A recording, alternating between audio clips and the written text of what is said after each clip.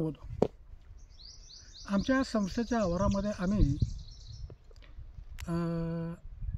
डवरे वसावी समाजाच्या लोकांचं पुनर्वसन केलं आणि त्यांना 2-2 गुंठे जागा एक 17-18 किंवा 20 कुटुंब असतील त्यांना दिली आणि त्यांना एका आर्थिक मदतीतून करुणा ट्रस्ट यूकेकडून त्यांना घरं देखील आम्ही बांधून दिली. गुन्हे गोंधळाचे लोक राहत होते, मुलं शाळेत गेली आणि शिकायला लागली, काही नोकरीला लागली. असंच एके दिवशी त्या ठिकाणचा एक तरुण एक ग्रस्त माझ्याकडं आले. अरे म्हणलं काय करतो, काय नाही म्हणलं मी असतो. अरे म्हणलं तू इथंच असतो, तुझ्या गावाकडे जात नाही, काय नाही असतं म्हणलं, कधी इकडं जातो कधी तिकडं जातो. ठीक आहे. असं ते जवळजवळ मला एक 6 महिने तो इथं नजर पडत होता. त्याच्याकडे एक वाहन होतं, टेम्पो होता. तो मुंबई पुण्याला भाजीपाला न्यायचा, लोकांचं भाडे करायचं, अगदी व्यवस्थित चालू होतं.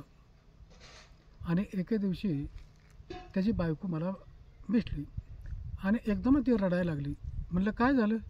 म्हणले काय सांगू आता, हे म्हणले रात्री ह्यांनी दावा घेतलं होतं फाशी घ्यायला. म्हणलं का? नाही ते मध्ये जगूच वाटत नाही. म्हणले त्यांनी एका सावकाराकडून काही रक्कम घेतलेली आहे, काय 1-2 लाख रुपये घेतलेले. त्याचं व्याज झाले बोलतंच, आम्ही त्याचे व्याज दिले, मुद्दल काय दिली, पण ते माणूस काय ऐकायला तयार नाही, सतत तो पैसे वाढवतो. म्हटलं बोलव त्याला. मग तो आला बेत त्यांनी सगळं नाव गाव त्या सावकाराचं सगळं सांगितलं. अरे म्हणलं पोलीस स्टेशनला एक अर्ज दे, तक्रार कर, कंप्लेंट कर, जा ना. नाही म्हणलं ते माणूसले गुंड गावात राहायचे आणि अनेक लोकांना त्यांनी पैसे दिलेले आहेत आणि तो कधी बी मला गावातमध्ये मारून टाकेन किंवा एखादं कोंडून टाकेन, दमदाटी करेन, आम्हाला गावात राहून द्यायचं नाही, अशा पद्धतीची मला भीती वाटते. म्हणजेच त्याची दहशत आहे. पुन्हा मी त्या गावातल्या काय आपल्या कार्यकर्त्यांशी चर्चा केली. म्हणले हो, तो माणूस व्याजाभटाने पैसे देतो आणि त्या गरिबाचा त्याने टेम्पो बनवून आणला आणि त्याच्या दारात ते टेम्पो आहे. अच्छा.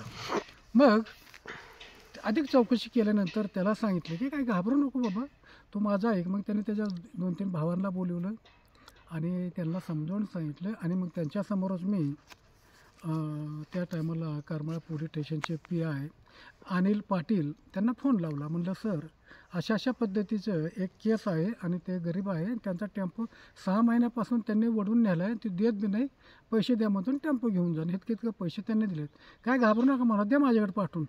म्हणलं जा म्हणून तुम्हाला साहेबांना बोलवले. तर ते दोघं-तिघं भाऊ त्या पोलीस स्टेशनला जायला घाबरायला लागले, कारण अनिल पाटील लई कडक आहे, त्यांचा खूप दरारा आहे, सगळे पुढारी लोक त्यांना घाबरते. ते गोष्ट खरी आहे, कारण ते चुकीची तक्रार किंवा चुकीचं कामच करत नव्हतं ते अनिल पाटील, म्हणून त्यांचा दरदरा होता आणि त्या माणसाबद्दल मला अभिमान आहे. आणि आमच्या दोघांचं मैत्री जमली होती. आणि मग ते गेले संध्याकाळी, कुणी बघून आहे म्हणून संध्याकाळी 8:30 वाजता गेले. त्याने एक अर्ज 2 पानाचा मोठा लिहिला. त्या अर्ज घेतल्याबरोबर ते अनिल पाटलांनी त्यांना म्हणलं अरे म्हणले हे अर्ज काय म्हणले, हे का वाचायला मला काय वेळ आहे का, 4 वळीत लिहा म्हणले, फक्त त्या माणसाचं नाव, त्या माणसाचं गाव, त्यानंतर किती तारखेला तुम्ही किती पैसे घेतलेत, आत्तापर्यंत त्याचे किती दिलेत, कसं व्याज होतं आणि 6 महिन्यापासून आमचा टेम्पो असा पद्धतीचं नाही.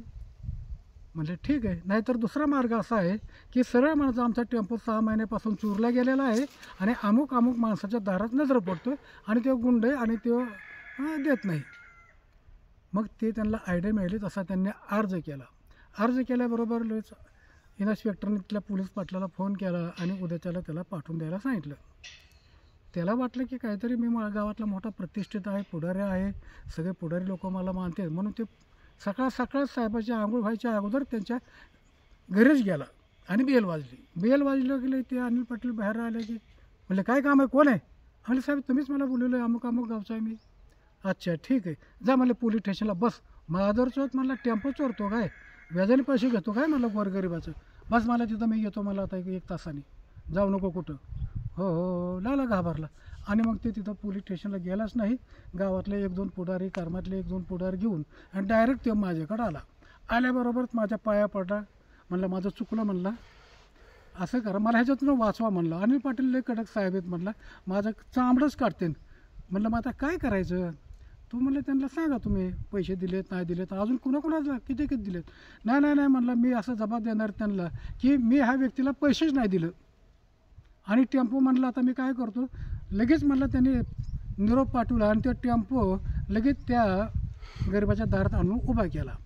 आणि नंतर ती पोलीस स्टेशनला गेल्यानंतर अनिल पाटलांनी सगळी चौकशी केली आणि सगळं पैसे द्यायचं नाही आणि घ्यायचं नाही. टेम्पो त्याने दिला म्हटल्यानंतर त्याचं लेखी घेतलं आणि त्या गरिबाची एक फाशी सावकारकीच्या पेशातून म्हणा किंवा सावकारीच्या पाशातून एका भटक्या लोकांची आत्महत्या अनिल पाटील PIने थांबवली.